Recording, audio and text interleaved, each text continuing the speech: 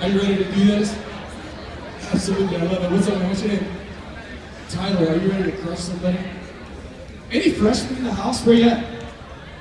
Freshmen, give it up one time for your freshman representatives in this boulevard. Give it up. Yeah. This is serious business. What's up? What's your name? Danny. Are you prepared? Mentally and physically? Have you been training for this? Your whole life? No? I'm shocked. I'm shocked. What's your name? Andrew. How are you feeling right now? I don't know what's going on. Perfect. I like that. I don't know what's going on. Sophomores, right? Sophomores? Any sophomores in the house? Where's sophomores at? These guys are about to do battle for you. It's going to be awesome. It's going to be awesome. Over here we go. What's up? What's your name? Pedro. Are you ready? I can see he's got the eye of the tiger right now. You guys should be freaking out because he's going to crush somebody. I can feel it. Here you go. What's your name? Abby. I love the Abby. Who do you feel like? Who are you going to take out first? Oh, she's pointing at the freshman. She's like, I'm going to kill that one over there. She's mine. Hey, bring it right back at her. It's going to be awesome. Wait a minute. Juniors. Juniors. Where are the juniors in the house? How many of you think the juniors are going to dominate in this pillow fight? Juniors? One guy. He's going to get one. He's like, I believe it. And then put that on it right now. Seniors in the house. Here we go. Here we go. What's your name? Chloe, what's your strategy? Andrew. Oh. He's not worthy, bro. He's not worthy. Just kidding, we get together. That's awesome. What's your name? Ference. How many of you guys believe in Ference? Yeah! Any seniors? Just believing in this duo. Seniors in the house, this is the deal. I talked to Principal Landish, and she said you guys can't graduate unless you win. That's how serious this is. It's not true. That's not really true. I make that up right now. But it could be true. Are you ready for this? You look super calm. You're like a samurai. You're like just preparing yourself mentally to crush somebody. Deep breaths and breathing and things. This is awesome. Now check it out. These are the rules. Okay? Oh, I'm sorry. You feel slighted? Yes. Are you ready? Yes. You better freak out. Yes. Call me out like that. Any seniors in the house? Were you seniors? Yeah, it's good. There's like 10 of you. Awesome. Really proud graduating class. Sweet. Now check it out. This is the deal. You gotta stay inside this box. This purple line right here, that purple line right there, and the gray line behind you guys, and this purple line right here. And this is the deal. If you step outside the box, you're out. If you drop your pillow, you're out. Okay? So this is the goal. You want to try and actually hit people and move them out of the box. It's gonna be a blast. You guys ready for this? You guys ready for this? Are you guys ready? Are you guys ready? Are you ready? This is gonna be amazing. Barry's just like walking up, oh yeah. I'm gonna kill somebody. This is great. Here we go. Are we ready? We got some music. Here we go. 1, 2, 3, pillow fight!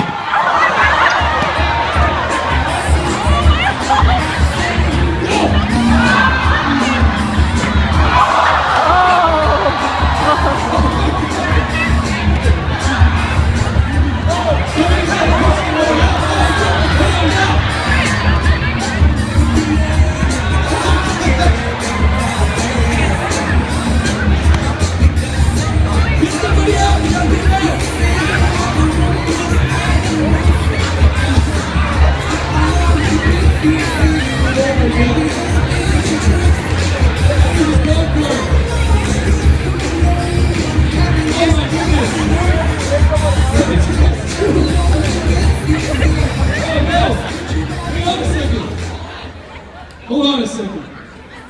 How you guys doing? Oh, you're just talking it out.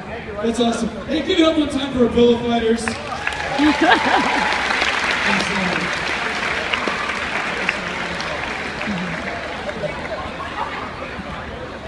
Just drop your pillows. There we go. That's nice, man. It's real nice. Real nice. Hey, check it out. You know what's hilarious about this? You know what's really funny to me? Is that someday, yeah, you see it floating in the air. This is awesome. This is really good. Are you guys excited, administration? I'm sorry. Yeah, we're going to do a school segment again. It's awesome. You know what's hilarious to me about this is that someday, like, there's going to be a freshman who's going to attend a basketball game and he's going to be sitting up there in some bleacher somewhere just having a good time eating his popcorn. And he's going to find a feather and he's going to pick it up and he's going to be like, what is this? And where did it come from? Who let birds in here? But you know what this makes me think of?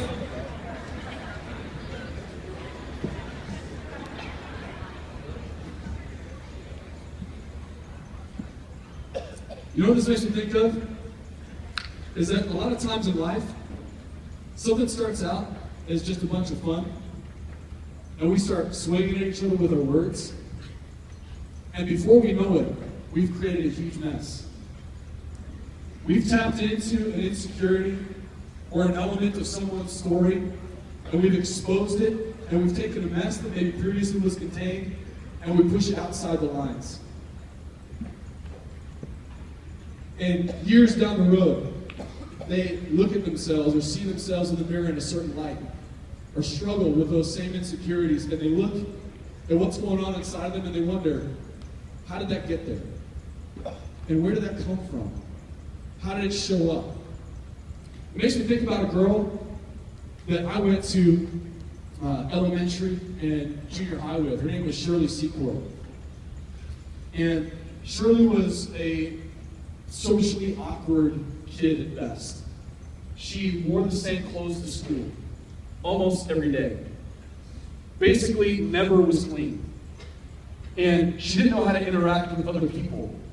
And so she became a primary focal target for people to pick on and make fun of. And I was one of those kids.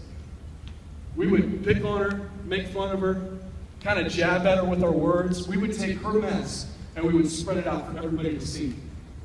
We would make her feel like she was nothing. And there was one story in particular where in junior high school in 6th grade, standing outside of Marshall Middle School in Janesville, Wisconsin, Shirley was walking around doing what she normally did, where she would kind of walk sometimes in circles, didn't really know what she was doing or why she was doing it. And she would carry around with her this bag of Barbies. She had a plastic bag, and she carried them around with her everywhere that she went, even in junior high school, and it never really stopped.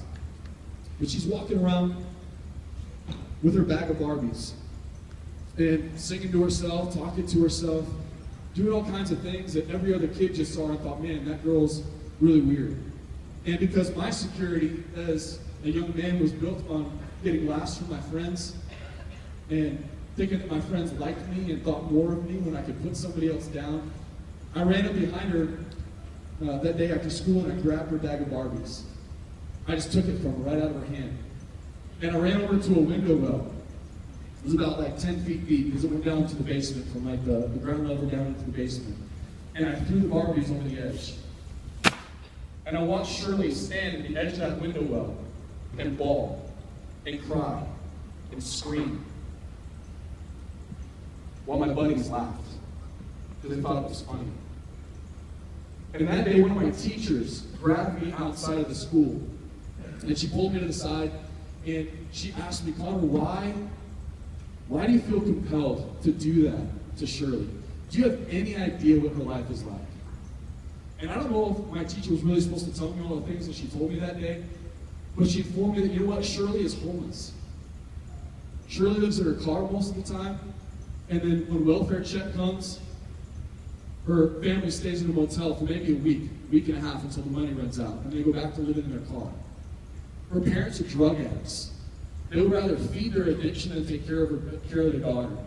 Shirley, on the random option or occasion when she can, has to wash her clothes in a sink in a bathroom, either in a gas station or in a hotel if they have to be staying there at that time. Connor, why do you feel compelled to make Shirley's mess any bigger than it already is? Why do you want to take the mess of her life and spread it out any further? And you know what happened to me that day? Something incredible. And it's one of the most beautiful elements of what makes us human beings and separates us from everything else. I heard Shirley's story, and it shifted my perspective, and I went from being somebody who made a mess in Shirley's life to someone who wanted to help clean it up. See, that day, it empowered me to turn around and apologize to Shirley. and not only apologize to her, but then when I saw other people picking on Shirley and making Shirley feel bad about who she is and where she was from and what she had, it empowered me to step in and say, dude, it's not cool. You need to shut your mouth. And I didn't always handle it the right way, and I didn't always treat everybody the right way, but because I understood Shirley's story, I changed the way I treated her. The way that I interacted with her took a drastic shift. And I learned a lesson, that my words are never neutral. That my words are never neutral. My words either build somebody up or they tear somebody down. They either breathe life and courage into someone, or they breathe insecurity and fear. That my words either help to clean up somebody's mess, or I become the mess maker and I make their mess even bigger, just with the power of my words. But understand that, like I said, my interaction with everybody didn't shift that day. I was still mean to a whole lot of people because what a lot of people around me did not understand was that I had a mess in my own life. And real quick before I move on, I just want to say this to anybody in the house that identifies with Shirley's story. That you have dealt with circumstances that are so far beyond your control, and your life has been made up of all kinds of things, choices, decisions that you had no power over, and you've been made fun of and picked on for it. For everybody in here, I just want to say I'm sorry. And that someday the people who have picked on you will be sorry too, not because you make them sorry, but because someday their perspective will shift and their eyes will be open, and potentially have kids of their own, like I have kids. And they'll think to themselves, man, I hope nobody ever makes my kids feel that way. Nobody ever speaks those kind of words to them. And so I want to tell you that I'm sorry. But some of you don't identify with Shirley's story. Maybe you'll identify with mine. You see, I was angry. I was just an angry kid. I was angry that my parents got divorced when I was in 3rd grade. I was angry that my dad had to move out of state to find work, and so I didn't really get to see him anymore. I was angry that my mom decided to marry an alcoholic. And I was angry that pretty much every single day I walked into a house where I didn't feel safe, where I was verbally and mentally and emotionally abused. My stepdad sometimes would literally walk into the living room while watching TV and he'd say, you want to know how you spell F up? M-A-N-N-I-N-G, and just turn around and walk out. And because I was quick-witted and kind of dumb, I'd be like, man, your grammar sucks. You do not know how to spell. You should go back to school. But can I tell you, it's kind of a mistake to poke the bear. When you insult an alcoholic, things don't go well in your home. He would walk into rooms, and he would call me all kinds of names, cuss at me, swear at me. One time he walked in with a gallon bucket of water, and I have no idea what set him off. But I'm sitting in our living room watching TV, and he walked in with a gallon bucket of water and just poured it on me. And turned around and walked out of the room. And this is the space that I lived in. On 2 or 3 occasions, we actually got into physical fights. And my house just was one of these places where I didn't feel safe, and I didn't know what to do with what I felt. And so people around me became targets. I began to lash out at them and make them feel the way that I felt when I walked into my house. And so countless people in my life I put down and made fun of, intimidated them, and made them feel like they weren't anything because I didn't feel like I was anything. And some of you identify with that story. You know it better than I do, and it's way worse for you than it ever was for me. Today I want to tell you, if that's the space that you live in, I'm sorry. And remember that your words are never neutral in the way you make other people feel. But this morning, you might not identify with any of those stories. You might not identify with any of them. Maybe your story is more about tragedy. Maybe your story is more about losing loved ones, or not even knowing your parents, or coming from a place where all you've ever known is hurt. Or maybe your life is incredible. Maybe you live in a place where you have everything that you need and really everything that you want, but the one thing you want more than anything else is a relationship with your parents, and they're emotionally absent. Today, I do not know your story. But what I know is that as long as people don't know your story, you're robbing them of the perspective of understanding who you are and how to treat you. How to speak words of life and not death. How to speak words of courage, not fear and insecurity. One of the things I know about life is that I have a choice every single day. That I can either make a mess in people's lives, or I can choose to be the one who helps clean it up. And today, all of us in this place have that choice. But it doesn't just rest with a single choice. It rests with a daily decision, a lifelong decision to every single day wake up and decide to be a part of a solution and not the problem. to make your words positive and not negative. And today we have a challenge for you. I have a challenge for you. And your administration, your teachers, and your empowerment team have a challenge for you. And I'm going to do this with you. We put together a list of 14 positive actions to be taken over the course of 14 days. But for the next 14 days, each and every person in here would take a step to do a positive action in their life for themselves and for other people. Understanding that when we intentionally take positive action steps to make the world a better place, to bring new perspective and new change, and to make ourselves better than we were the day before, that we give the world a gift of new perspective, of hope in humanity, right? Of believing in one another and knowing that we're going to be okay. And so this morning, what I want to ask you is if you'll take the challenge with me for 14 days. We're calling it the E14 Challenge, the Empowerment Week 14-Day Challenge. And we want to blow up Instagram, Twitter, and Facebook with positive stories about positive action steps that you guys are taking. And so we've come together with the hashtag E14C for the E14 Challenge, so that all of us can read all the stories of what everybody is doing over the next 14 days. But you know what it really boils down to is this, is that you can't change anybody, and I can't change anyone else. But what I can do is I can leverage my effort and my energy to change myself.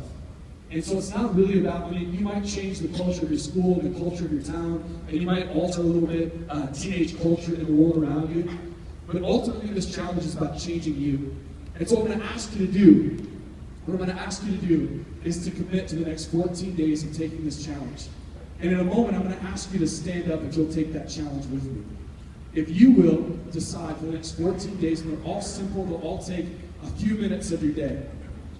If you'll commit to taking a 14-day challenge to empower the lives of the people around you by bringing new perspective and new life and speaking courage into the lives of people around you, helping to